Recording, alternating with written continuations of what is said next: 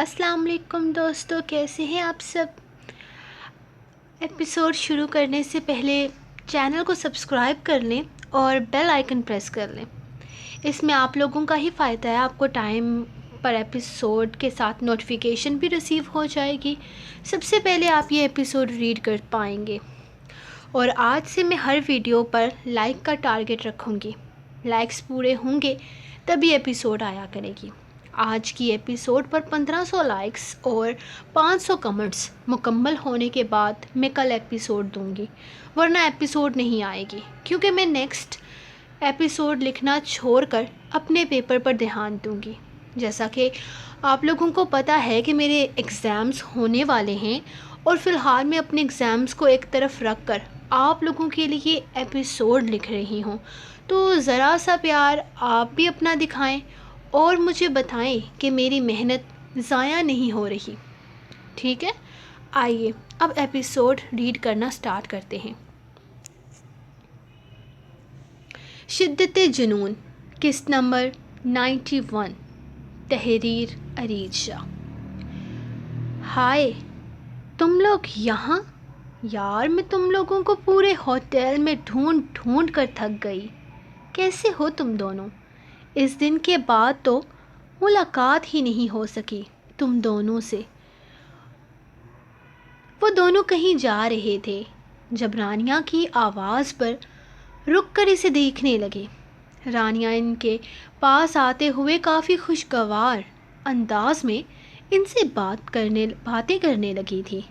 ارے آپ ریسیپشن والوں سے پوچھ لیتی، ہمارا کمرہ وہ آپ کو بتا دیتے، ایزا نے خوش اخلاقی سے اس سے ملتے ہوئے کہا تھا، جبکہ دامیار نے زیادہ اہمیت نہ دی تھی۔ پتہ نہیں یار، میں نے تو پوچھا لیکن ان لوگوں نے کچھ بتایا ہی نہیں۔ تم لوگ کہیں گھومنے جا رہے ہو کیا؟ میں بھی اپنے ہسبینڈ کے ساتھ وادی کی طرف جا رہی تھی، وہ انہیں دیکھتے ہوئے بتانے لگی تھی۔ ہم بھی وادی کی طرف جا رہے ہیں، ایزا نے فوراً بتایا تھا، جبکہ دامیار کے چہرے پر آہستہ آہستہ سختی ابھرنے لگی تھی۔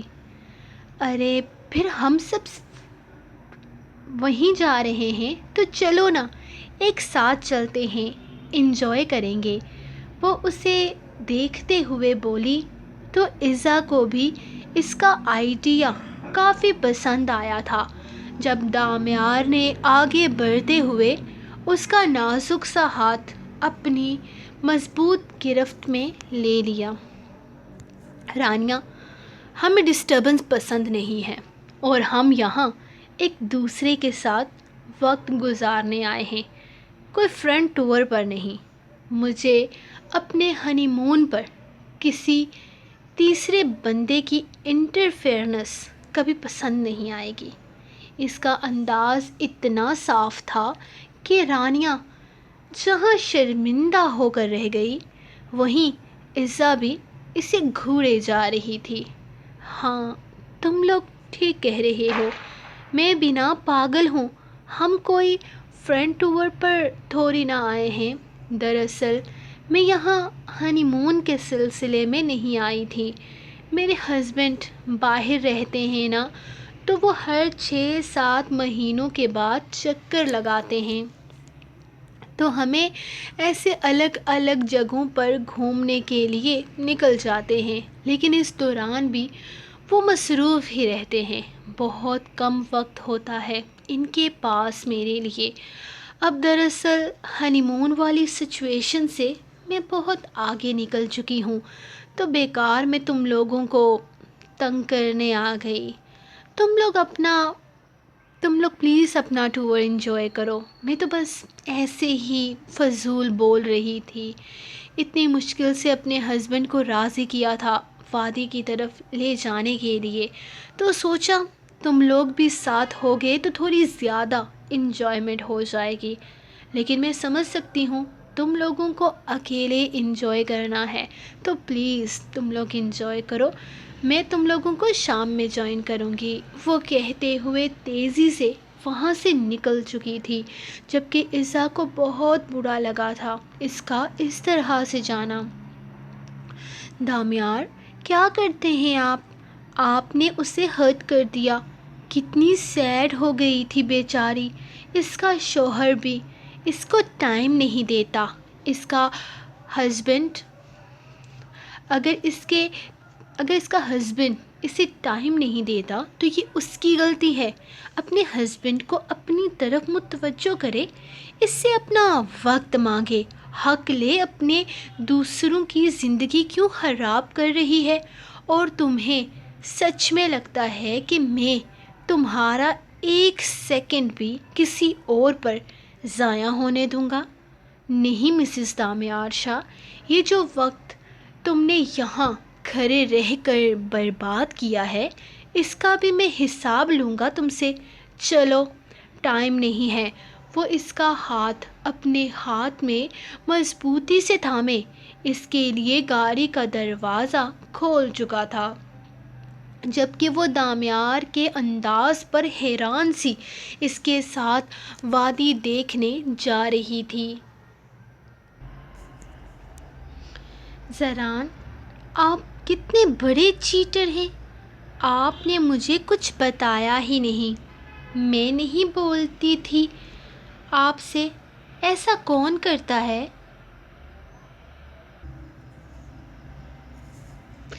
زران، اگر سب کچھ آپ کے انڈر تھا تو آپ نے مجھے کیوں نہیں بتایا؟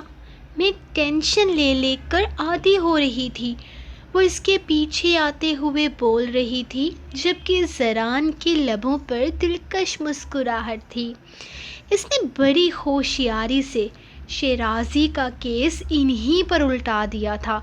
وہ نئے گناہ کرنے نکلے تھے، پرانے گناہوں کو دفنائے بغیر۔ ڈارلنگ، میں تمہیں سب کچھ بتانا چاہتا تھا، لیکن فی الحال مجھے خود امید نہیں تھی کسی اچھی چیز کی، تو میں تمہیں جھوٹی امید نہیں لگانا چاہتا تھا۔ دراصل بات کچھ ایسی تھی کہ وہ لڑکا جس نے وہ قتل اپنی آنکھوں سے ہوتے دیکھا تھا، وہ گواہی دینے کو تیار نہیں تھا، اور اس کی گواہی کے بغیر ہم یہ کیس جیت نہیں سکتے تھے۔ بس اسے گواہی دینے کے لیے راضی کرنا ہمارے لیے بہت مشکل ہو گیا تھا۔ ہمارے پاس وہ سی سی ٹی وی فوٹیج تھی، لیکن اس کے بعد ہمیں صرف شارٹ ٹائم ملنا تھا، نتیجہ نہیں۔ اور نتیجے کے لیے ہمیں اس لڑکے کی گواہی کی ضرورت تھی جو قرآن پاک پر ہاتھ رکھ کر سچ بول سکے۔ اس نے ہم پر یقین کیا اور حقیقت سامنے رکھ دی۔ لیکن زران، وہ سی سی ٹی وی فوٹیج آپ کو کہاں سے ملی؟ وہ بھی 3 سال کے بعد؟ وہ گاڑی میں بیٹھتے ہوئے پوچھنے لگی۔ وہاں سامنے ایک مارکیٹ تھی جہاں بہت سارے سی سی ٹی وی کیمراز تھے، اور اس مارکیٹ میں کام کرنے والے لوگوں کے پاس وہ ویڈیو کافی عرصے سے موجود تھی۔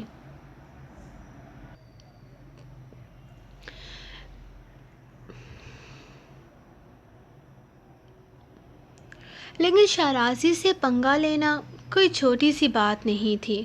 کوئی بھی ان لوگوں کو اپنی طرف متوجہ نہیں کرنا چاہتا تھا۔ جس طرح سے انہوں نے وہ لاش جلائی تھی، لوگ خوفزدہ ہو گئے تھے، اور ویڈیو وہیں کے ایک گارڈ نے اپنے پاس سیو کر رکھی تھی۔ اور تقریباً 1.5 ہفتہ پہلے اس گارڈ نے مجھ سے رابطہ کیا تھا، کیونکہ اسے پتہ چلا تھا کہ میں شیرازی کے خلاف کیس لڑ رہا ہوں۔ اس نے مجھ سے کہا کہ اگر وہ ویڈیو وہ کسی کو دے گا تو ہو سکتا ہے کہ وہ اس ویڈیو کا غلط استعمال کرے اور اس بچی کو انصاف نہ دلائے جو ان درندوں کا شکار ہو گئی تھی۔ اسی لیے انہوں نے وہ ویڈیو مجھے بھیج دی اور انہوں نے مجھ پر یقین کیا۔ اس لڑکے کے بارے میں مجھے انہوں نے ہی بتایا تھا کہ اس کیس کا ایک چشمدید گواہ بھی ہے۔ 3 سال پہلے وہ لڑکا تقریباً 14-15 سال کا ہوا ہوگا۔ اس نے خود آ کر انہیں بتایا تھا کہ وہاں ہوتے قتل کو اس نے اپنی آنکھوں سے دیکھا ہے، لیکن وہ بہت زیادہ ڈر گیا تھا، اور پھر عمر بھی اس کی بہت کم تھی۔ 18 سال سے کم کسی بھی لڑکے یا لڑکی کی گواہی عدالت میں قبول نہیں کی جاتی، اس لیے ان انکل نے اس لڑکے کو چپ رہنے کا مشورہ دیا تھا، اور پھر 3 سال کے بعد اس لڑکی کو اسی طرح انصاف ملنا لکھا تھا۔ وہ مسکراتے ہوئے گاڑی ڈرائیو کرتا اسے سب کچھ بتا رہا تھا، جبکہ زران کے چہرے پر اطمینان دیکھ کر عبادت کو بھی سکون ملا تھا۔ اس دنیا میں کتنے اچھے اور نیک لوگ آج بھی موجود ہیں۔ اللہ پاک ان انکل کو ان کی نیکی کا اجر ضرور دے گا، اور ان شیرازیز کو عمر بھر قید سزا بہت کم ملی ہے، انہیں تو پھانسی کے پھندے پر چڑھنا چاہیے تھا۔ وہ ایک دفعہ پھر سے جذبات میں بہہ کر بولی تو زران مسکرایا۔ ہمارے لیے یہی بہت ہے کہ ان کا ایک درندہ صفت بھائی پہلے سے جیل میں تھا، اور 2 اب جیل میں ساری زندگی کے لیے سڑیں گے۔ یقین کرو، قید کی زندگی موت سے زیادہ بدتر ہوتی ہے۔ اور میں ان لوگوں کی اس سزا پر بالکل پرسکون ہوں، اور اب یہ کیس جیتنے کی خوشی میں تم مجھے ٹریٹ دو گی۔ وہ اسے دیکھتے ہوئے بولا تو عبادت ایکسائٹیڈ ہو گئی۔ آف کورس میں دوں گی، بتائیں نا کہاں چلنا ہے آپ کو؟ میری آج ہی تنخواہ آئی ہوئی ہے، میرے خروس بوس نے آج ہی میری سیلری میرے حوالے کی ہے، جو کہیں گے وہ کھلاؤں گی۔ وہ خوش ہوتے ہوئے بول رہی تھی، جبکہ زران خود کو خروس بوس کے ہلوانے پر اسے گھور کر رہ گیا، لیکن اس کی گھوری کو انجوائے کرتے ہوئے وہ کھلکھلا کر ہنسی تھی۔ یہ آپ میرے خروس بوس جیسی شکل کیوں بنا رہے ہیں مسٹر ہسبینڈ؟ وہ کھلکھلاہٹ برقرار رکھتے ہوئے سوال کرنے لگی۔ میری مرضی، باتیں مت بناؤ زیادہ، بتاؤ گاڑی کہاں روکوں؟ وہ اسے دیکھتے ہوئے سوال کرنے لگا۔ جہاں آپ کی مرضی، وہ خوش ہوتے ہوئے اسے فری ہنٹ دے رہی تھی۔ پھر تو یہ گاڑی گھر پر ہی رکے گی ڈارلنگ، وہ اسے دیکھتے ہوئے بولا تھا۔ کیا مطلب زران؟ آپ کو لنچ کرنا تھا نا؟ وہ اس سے پوچھنے لگی۔ اب میں لنچ بیڈ روم میں ہی کروں گا۔ وہ گاڑی کی سپیڈ بڑھا چکا تھا۔ بیڈ روم میں لنچ کریں گے؟ مطلب کیا کھائیں گے بیڈ روم میں؟ وہ حیرت سے اس سے پوچھنے لگی تھی، جبکہ وہ ذیومانی انداز میں اس کے گلابی لبوں کی جانب دیکھتا مانی ہیزی سے مسکرایا تھا۔ میں تمہیں کھاؤں گا۔ اس کی آواز سرگوشی نما تھی۔ عبادت کے گال شرم سے دہکنے لگے۔ پھیلنے کی ضرورت نہیں ہے، میں بہت ایکسپینسو ہوں، اور میرا باس مجھے اتنی بھی تنخواہ نہیں دیتا۔ اس طرح کی ٹریٹ آپ کو ابھی نہیں مل سکتی۔ یہیں کسی اچھے سے ہوٹل کے باہر گاڑی روکیں۔ وہ شرم سے لال پیلی ہوتی ہوئی بے حد کم آواز میں منمنا رہی تھی۔ تم مجھے باتوں ہی باتوں میں اپنی تنخواہ بڑھانے کا تو نہیں کہہ رہی نا؟ وہ گاڑی ریسٹورنٹ کے باہر روکتے ہوئے سوال کرنے لگا۔ نہیں جناب، میں اپنی تنخواہ سے بہت خوش ہوں۔ اپنے خروس بوس سے میری ہرگز کوئی ڈیمانڈ نہیں کرنی۔ وہ اس کے ساتھ ایک ریسٹورنٹ کے اندر داخل ہوتے ہوئے بولی تھی، آرڈر کیجئے، کیا آرڈر کرنا ہے؟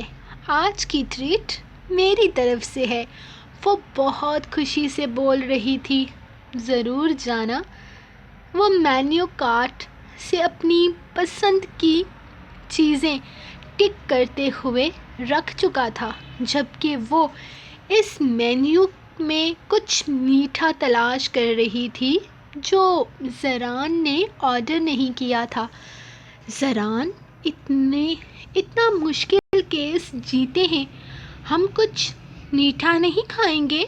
وہ اسے دیکھتے ہوئے بولی تھی۔ جان، اپنے لیے کچھ بھی میٹھا آرڈر کر لو، میں اپنا میٹھا گھر جا کر خود کھا لوں گا۔ اس کے لہجے میں پھر سے ذہنیت اتر آئی تھی۔ انتہائی کوئی بے شرم انسان ہیں آپ۔ وہ شرم سے لال گلال ہوتے ہوئے بولی۔ میں نے کون سی بے شرمی کر دی تمہارے ساتھ جو ایسے کہہ رہی ہو؟ وہ حیرت سے سوال کرنے لگا۔ بہت اچھے طریقے سے جانتے ہیں آپ کہ آپ نے کیا بے شرمی کی ہے۔ زیادہ شریف بننے کی ضرورت نہیں ہے۔ وہ منہ بنا کر خفگی سے بولی تو زران کے لبوں کی تراش میں مسکراہٹ بہت خوبصورت اور واضح تھی۔ تم تو ایسے بات کر رہی ہو جیسے میٹھے میں نے تمہارے لبوں کو چومنے سے مشابہت دے دی ہو۔ اس کے چہرے پہ چھائے کوس و قزح کے رنگ اسے مزید شرارت پر آمادہ کر رہے تھے۔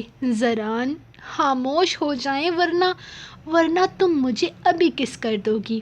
اتنی خوشی میرے کیس جیتنے کی؟ چلو رات کی طرح کس کرنا۔ تمہارا انداز مجھے بہت پسند آیا تھا رات کو۔ وہ اسے مزید تنگ کرتے ہوئے بولا۔ میں جا رہی ہوں۔ وہ تنگ آ کر اٹھی ہی تھی کہ زران نے اس کا ہاتھ تھام کر اسے اپنی جانب کھینچا۔ اللہ اللہ زران، آپ کیا کر رہے ہیں؟ ہم ریسٹورنٹ میں ہیں۔ وہ شرم سے دوہری ہوتے ہوئے بولی۔ کہیں بھی شروع ہو جاتے ہیں، ہر جگہ کو اپنا بیڈ روم سمجھ کے رکھا ہے کیا آپ نے؟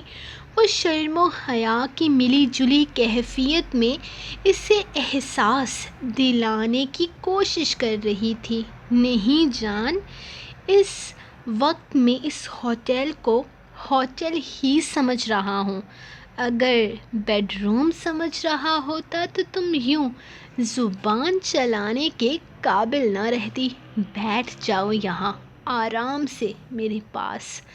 وہ کرسی پاس کھینچتے ہوئے اسے زبردستی اپنے بے حد قریب بٹھا چکا تھا۔ اچھا بابا، نخرے بند کرو، اب نہیں کہتا کچھ بھی، وہ یقین دلاتے ہوئے بولا۔ اگر آپ نے اب کچھ بھی کہا نا تو اچھا نہیں ہوگا۔ اس کے انداز سے سہمی سی وہ دلکشی کی آخری حدود کو چھو رہی تھی، جبکہ اس کی بے باک نگاہیں اسے پزل کر رہی تھی۔ دیکھنا بند کریں مجھے اس طرح سے، وہ اس کا چہرہ زبردستی پھیرتے ہوئے بولی تو اب کی دفعہ زران کہکا لگا کر سب کو اپنی طرف متوجہ کر گیا تھا، جبکہ وہ سر جھکائے اب کھانے سے نظریں ہٹانا نہیں چاہتی تھی، جبکہ زران کو تو اس کا ہر انداز دلکش لگ رہا تھا۔ اسے تنگ کرنے کا بھی اپنا ہی مزہ تھا، لیکن فی الحال اسے تنگ کرنے کا ارادہ ترک کرتے ہوئے وہ رات اس کی شرم و حیا کو اپنی باہوں میں سمیٹنے کا ارادہ کر چکا تھا۔ کوئی بھی اچھی تصویر نہیں آ رہی۔ کیوں توڑا آپ نے اپنا فون رات کو؟ مجھے اچھی پکچرز چاہیے۔ یاد رکھیے گا، اگر میری ایک بھی فوٹو آپ کے فون سے ڈیلیٹ ہوئی نا میں نے پورا سال بات نہیں کرنی آپ سے۔ وہ اپنے فون میں تصویریں دیکھتے ساتھ ہی ساتھ اسے دھمکیاں بھی دے رہی تھی۔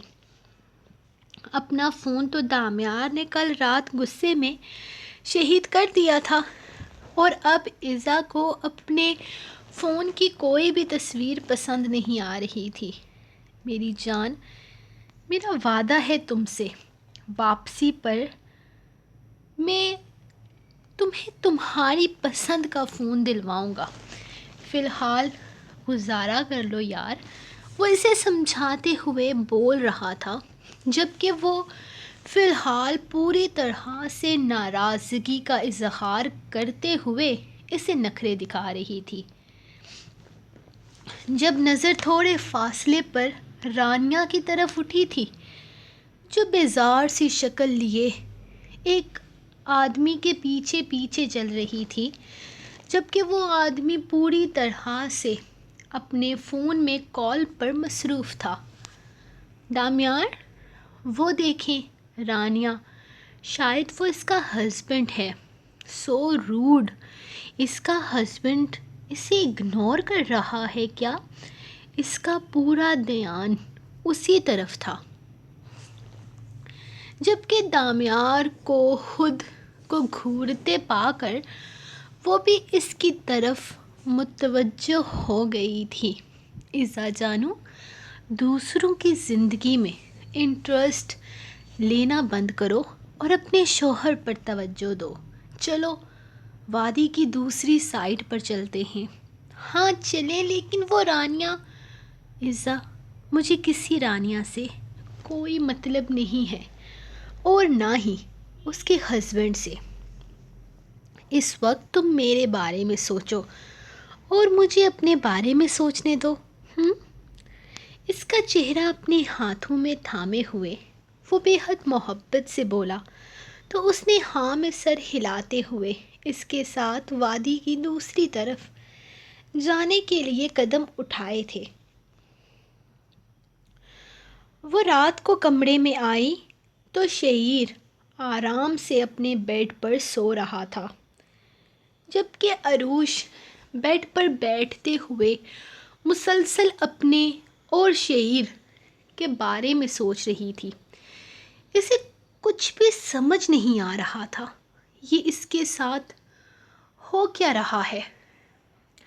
اگر شعیر کو کسی چیز کا لالچ نہیں تھا تو اس نے وہ سب کچھ کیوں کہا تھا؟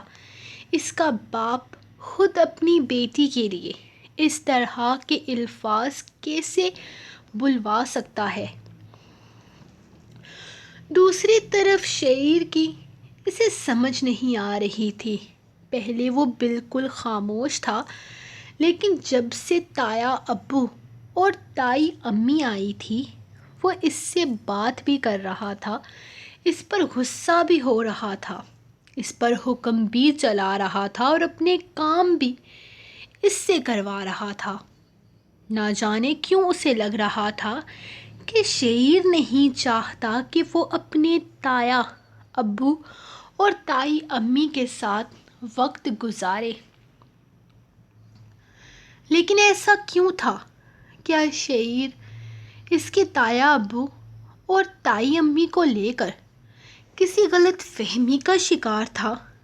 اسے تائی امی سے اس بارے میں بات کرنی چاہیے تھی۔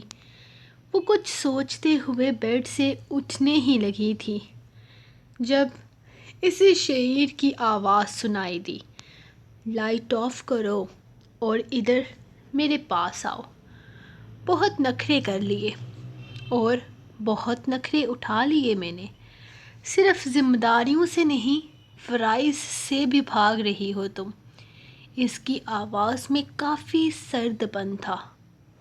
وہ اسے اپنے قریب بلا رہا تھا، لیکن اس کے انداز میں محبت کہیں ڈھونڈنے کو بھی نہیں مل رہی تھی۔ وہ جس طرح پیار سے، محبت سے اسے اپنے قریب کرتا تھا، آج وہ چیز کہیں بھی نہیں تھی۔ لگتا ہے سنائی نہیں دیا تمہیں۔ کیا کہا ہے میں نے؟ میں نے کہا لائٹ آف کرو اور یہاں آؤ میرے پاس۔ اب کی دفعہ وہ اتنے غصے سے بولا تھا کہ عروش کو اس سے خوف محسوس ہونے لگا۔ اس کے غصہ ہونے پر وہ سہمی ہوئی چھوٹے چھوٹے قدم اٹھاتی لائٹ آف کر کے بیڈ پر آ کر بیٹھی ہی تھی کہ اس نے ایک جھٹکے سے پکڑ کر اسے اپنی جانب کھینچ لیا۔ میں نے یہ نہیں کہا تھا کہ لائٹ آف کر کے دور ہو کر بیٹھو، میں نے کہا تھا میرے قریب آؤ۔ تمہیں میری بات سمجھ نہیں آتی یا مجھے اگنور کرنا تمہیں پسند ہے؟ اگر پسند بھی ہے تو ایک بات کان کھول کر سن لو، بہت برداشت کر چکا ہوں میں۔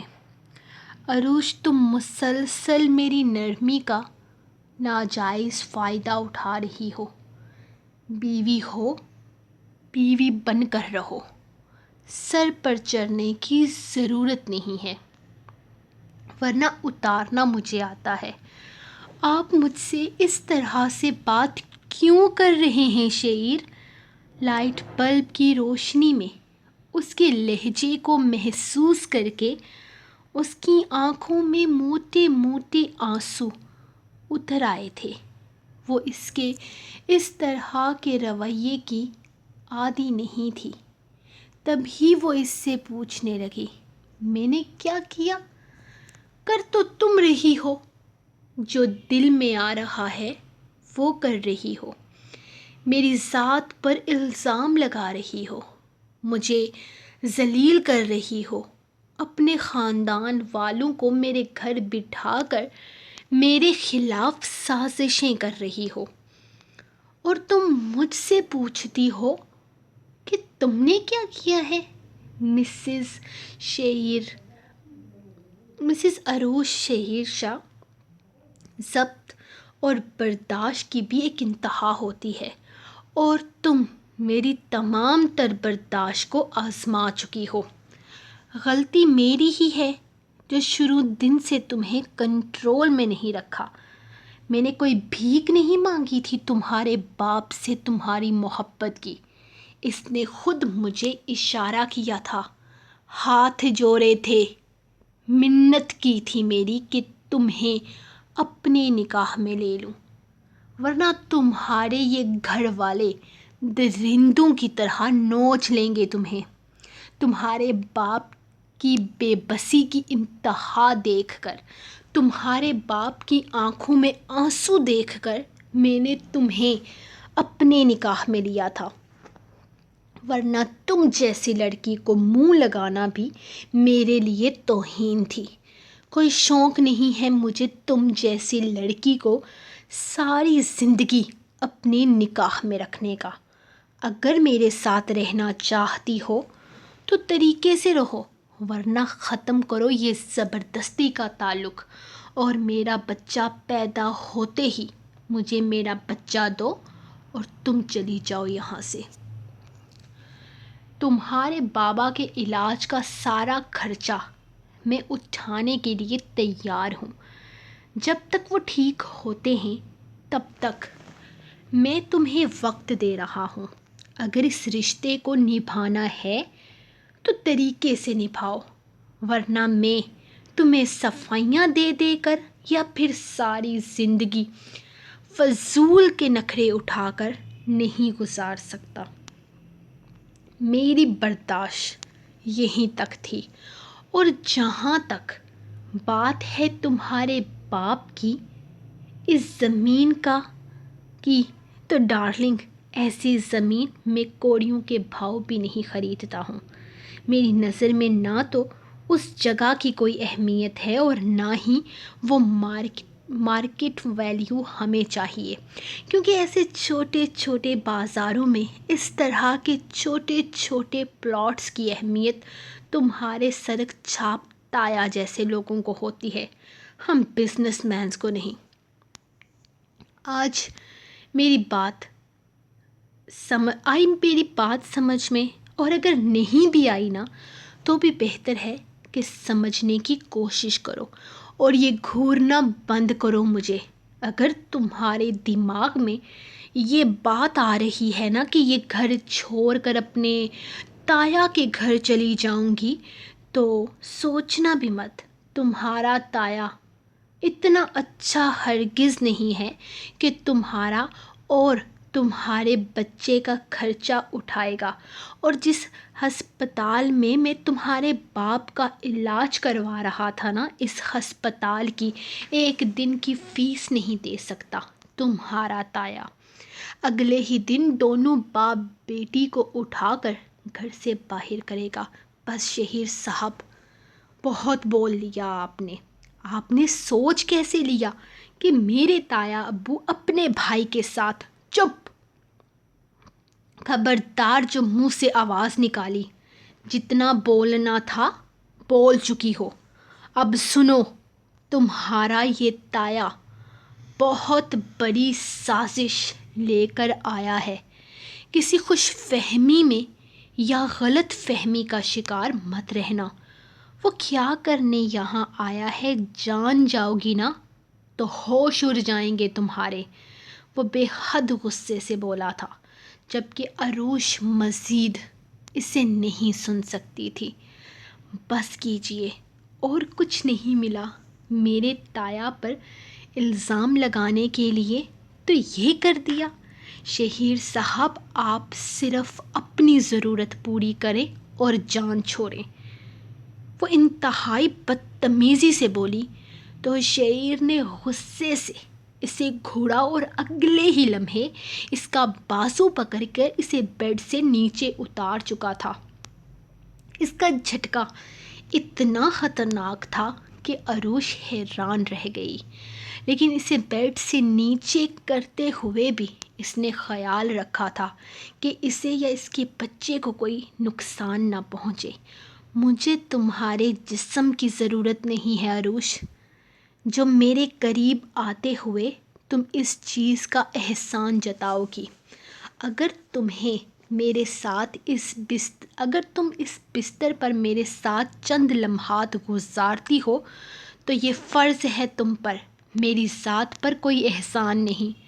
تم جیسی لڑکی کی مجھے کوئی ضرورت نہیں ہے۔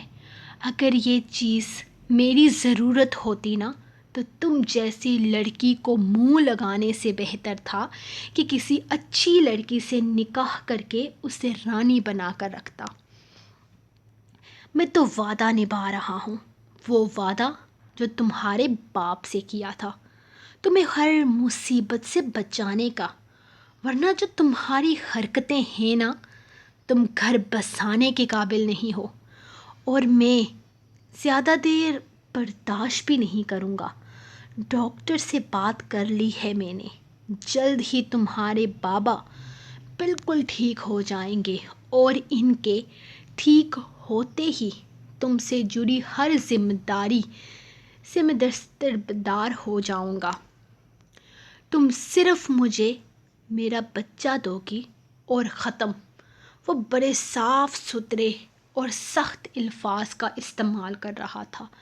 اب یہاں کھڑی ہو کر میرا دماغ خراب کرنے کی ضرورت نہیں ہے۔ کمرے کا راستہ اس طرف ہے، اپنے باپ کے کمرے میں چلی جاؤ۔ آج سے تم وہیں پر رہو گی، اور اپنی ضرورتیں پوری کرنے کے لیے میں کوئی قابل لڑکی لے آؤں گا، جو نہ صرف میری ضرورتیں پوری کرے گی بلکہ بیوی کی طرح رہے گی۔ آج سے تمہیں اس کمرے میں قدم رکھنے کی ضرورت نہیں۔ Get out! وہ اسے باہر کا راستہ دکھاتے ہوئے بولا۔ Shaheer, I said get out! تم اس قابل ہی نہیں ہو عروش شہیر شاہ کہ تمہیں شہیر شاہ کی قربت نصیب ہو۔ دفع ہو جاؤ یہاں سے! وہ اسے باہر کا راستہ دکھاتے ہوئے بولا، جبکہ اس کے لب و لہجے پر وہ حیران ہوتی خود بھی غصے سے پیر پٹکتی کمرے سے نکل گئی تھی، جبکہ شہیر نے پلٹ کر دروازے کی جانب تک نہ دیکھا تھا۔ یہ اچانک سے اتنی زیادہ بارش کیسے سٹارٹ ہو گئی؟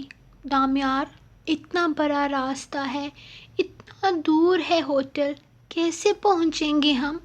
وہ پریشانی سے کہہ رہی تھی۔ دامیار اسے کب سے چلنے کے لیے کہہ رہا تھا، لیکن وہ ہر تھوڑی دیر میں بس کہتی تھوڑی سی دیر اور پھر سے اس جگہ کی خوبصورتی میں کھو جاتی۔ اب واپسی پر نہ صرف بارش بہت تیز ہو گئی تھی، بلکہ اس بارش میں گاڑی چلانا بھی بہت مشکل ہو چکا تھا۔ تو میری جان، میں تم سے کب سے تو کہہ رہا ہوں کہ چلو چلتے ہیں، تم نے میری بات سنی ہی نہیں۔ اب ہمیں کسی نہ کسی طریقے سے تو ہوٹل پہنچنا ہی ہوگا۔ چلو، اب زیادہ پریشان ہونے کی ضرورت نہیں ہے، جو ہونا تھا سو ہو گیا۔ وہ اسے ریلیکس کرتے ہوئے بولا، لیکن وہ کافی زیادہ پریشان تھی۔ ایک تو اندھیرا اور اوپر سے تیز بارش۔ وہ انہی سب سوچوں میں تھی جب آگے بہت ساری گاڑیوں کو لائن میں کھڑے دیکھا۔ اب یہ کیا مسئلہ ہو گیا؟ دامیار نے پریشانی سے سوچا۔ گاڑی سے نکلنے کا تو سوال ہی پیدا نہیں ہوتا تھا، بہت تیز بارش ہو رہی تھی۔ گاڑی سے نکلتے ہی اس نے پوری طرح سے بھیگ جانا تھا۔ لگتا ہے کوئی مسئلہ ہو گیا ہے اور اس مسئلے کا کوئی حل بھی نظر نہیں آ رہا۔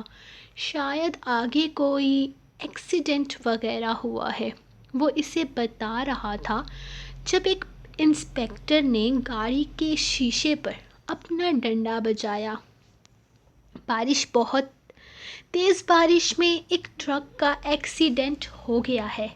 وہاں آگے 2 گاڑیاں متاثر ہوئی ہیں۔ ایک میں 6 لوگ تھے، ایک میں 4 لوگ تھے۔ 7 لوگوں کی ڈیتھ ہو چکی ہے۔ آگے راستہ بند کر دیا گیا ہے۔ اب یہ راستہ کل صبح ہی کھلے گا۔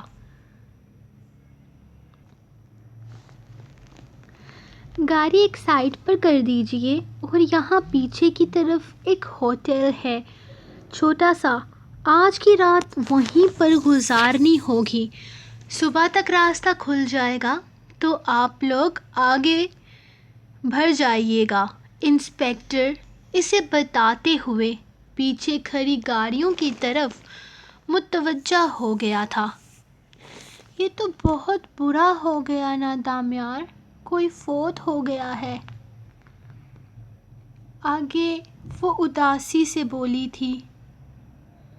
دامیار نے ایک نظر اسے دیکھا۔ ہاں، بس ہو گیا ایکسیڈنٹ، ہمیں پیچھے کی طرف جانا ہوگا۔ ایسا کرتے ہیں، گاڑی وہاں نیچے کی طرف لے جاتے ہیں۔ میرے خیال سے وہیں سے ہوٹل کی طرف راستہ ہے۔ وہ گاڑی موڑتے ہوئے نیچے کی طرف جاتی ہوئی سڑک کی طرف اشارہ کر رہا تھا، جبکہ ایزا خاموشی سے اس کے ساتھ بیٹھی ہوئی تھی۔ تھوڑی ہی دیر میں وہ لوگ ہوٹل پہنچ گئے تھے۔ ہوٹل بہت بری حالت میں تھا، کم سے کم دامیار کے لیے تو بہت ہی بری حالت میں تھا۔ ایسی چھوٹی سی جگہ کو وہ ہوٹل کبھی نہیں مان سکتا تھا۔ مجھے یقین نہیں آ رہا ہم یہاں پر رہیں گے، اس سے بڑی تو میری گاڑی ہوگی۔ وہ استہزائیہ مسکراتا گاڑی سے نکلتا، تیزی سے اس کا ہاتھ تھام کر ہوٹل کے اندر آ گیا تھا۔ جب سامنے ہی صوفے پر رانیہ اور اس کے ہسبینڈ کو بیٹھے دیکھا۔ ہائی گائز، تم لوگوں کو بھی شاید راستے کی وجہ سے پرابلم اٹھانی پڑی ہے۔ رانیہ جو انہیں دیکھ چکی تھی، اٹھ کر ان کے پاس آتے ہوئے کہنے لگی، کیا مسئلہ ہے اس لڑکی کے ساتھ؟ جہاں جاتے ہیں وہاں پائی جاتی ہے۔ وہ بڑبڑایا تو عزا نے اسے گھور کر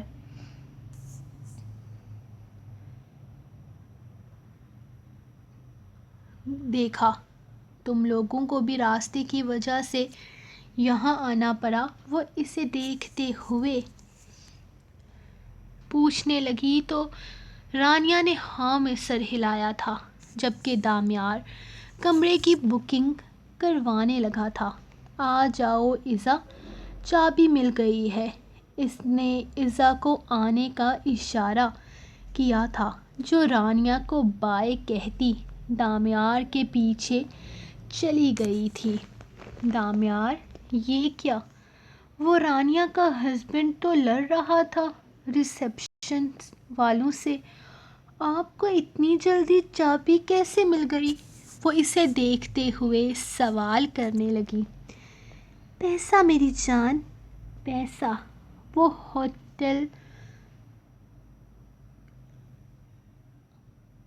کے حوالے سے لڑائی کر رہا تھا، کیونکہ اسے سستا کمرہ چاہیے تھا، اور میں نے 1 سیکنڈ میں ان کا سب سے مہنگا کمرہ بک کروا لیا، کیونکہ کم سے کم میں اس چیز کی بحث کرنے کے موڈ میں نہیں ہوں۔ وہ اوپر آتے ہوئے کمرے کا دروازہ ان لاک کرنے لگا۔ جب اس نے کمرے کا دروازہ کھول کر دیکھا تو سامنے ایک بیڈ تھا، اور بس، اور کچھ بھی نہیں تھا اس کمرے میں۔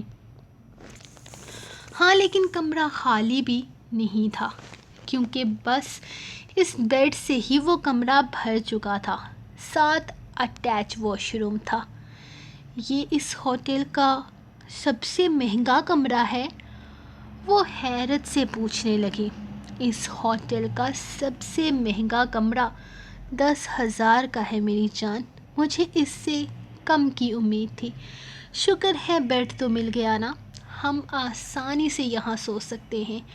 وہ بیڈ پر لیٹتے ہوئے بے فکر انداز میں بولا۔ ہاں، یہ تو ہے۔ ہم نے کون سا زیادہ ٹائم تک یہاں رکنا ہے؟ بس آج کی رات ہی تو رہنا ہے، پھر صبح تو ہم دوسرے والے ہوٹل میں چلے جائیں گے۔ وہ بھی اس کے پاس آ کر بیٹھی تھی، جب اچانک اس نے اسے کھینچ کر اپنے مزید قریب کیا۔ ہاں، لیکن اس ہوٹل میں اس رات کو ہم پرسکون طریقے سے گزاریں گے اور یادگار بنائیں گے۔ وہ اس کے چہرے پر جھکتے ہوئے بولا۔ یادگار بنانے کا اور کوئی طریقہ نہیں ہے آپ کے پاس؟ وہ اس کی باہوں میں قید اسے دیکھتے ہوئے سوال کرنے لگی۔ نہیں، اس سے بہتر اور کوئی طریقہ نہیں ہے۔ وہ اس کے لبوں کو چومتے ہوئے اسے خود میں قید کرتے ہوئے بولا۔ اور اب آہستہ آہستہ وہ اس پر گھٹا بن کر چھاتے ہوئے اسے اپنے پیار کی بارش میں بھگونے لگا تھا۔ اس کی سانس کو پیتے ہوئے وہ اسے اپنے جذبات کی آگ سے جھلسانے لگا تھا۔ سو گائز، یہ تھی آپ لوگوں کی آج کی ایپیسوڈ۔ کل کی ایپیسوڈ چاہیے تو جسٹ 1500 لائکس اور 500 کامنٹس کا ٹارگٹ پورا کر دیجئے، اور آپ لوگ ایسا کر سکتے ہیں کیونکہ جو لوگ پول کٹیشن میں آلموسٹ 2700 ووٹ کر سکتے ہیں، وہ ویڈیو کو لائک بھی کر سکتے ہیں، کامنٹ بھی کر سکتے ہیں۔ تو پھر دیر مت کیجیے، جلدی سے لائک کیجیے، کامنٹ کیجیے۔ میں آپ کو ملوں گی کل نیکسٹ ایپیسوڈ کے ساتھ۔ تب تک کے لیے اپنی رائٹر کو دیں اجازت، اور دعاؤں میں یاد رکھیں۔ اللہ حافظ۔